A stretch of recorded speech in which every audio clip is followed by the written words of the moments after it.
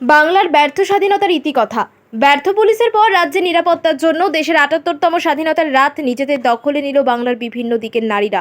ঠিক এক বছর আগে এই আগস্ট মাসেই, অর্থাৎ যে মাস আমাদের দেশ স্বাধীন হয়েছিল, সেই স্বাধীনতার মাসেই কিন্তু এই অস্বাধীনোত্তর ভারতবর্ষের ছবিটা বাংলার মধ্যে দিয়ে স্বচ্ছ করে তুলছে। জনদরদির স্বপ্নের সোনার বাংলায় ঠিক এক বছর আগে দু চোখ ভরা স্বপ্ন নিয়ে যাদবপুর বিশ্ববিদ্যালয়ে পড়তে আসা স্বপ্নদীপের রহস্যজনক মৃত্যু হয়েছিল। ঠিক এক বছর পর আবারও ন্যাক্কারজনক ঘটনায় ধর্ষিত হলো সরকারি মেডিকেল কলেজ অর্থাৎ আরজি কর মেডিকেল কলেজের মহিলা চিকিৎসক মৌমিতা দেবনাথের। এক বছর আগে ঠিক তখনও স্বপ্নদীপের দোষ ছিল, সিসিটিভির খামতি ছিল।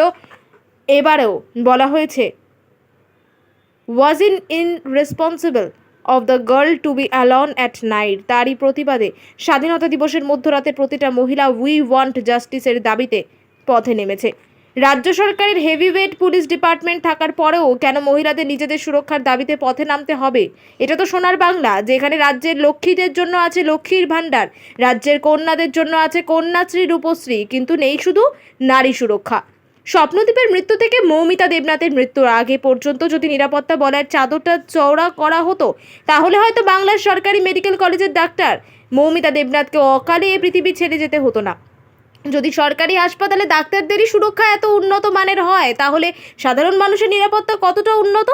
সত্যি আজ আমরা ভীষণ গর্বিত দেশের ৭৮তম স্বাধীনতা দিবস নিয়ে, কিন্তু কোথাও এ রাজ্যে বসবাস করে নিজেদের পরাধীনতার শিকার হতে হচ্ছে না তো? কারণ নারীদের সুরক্ষা যদি নারীদের নিজেদের আন্দোলন করে তৈরি করতে হয়, তাহলে নারীদের প্রতি জনদরদি সমবেদনা দেখানোটা ভাঙা কাচের ন্যায় সমান।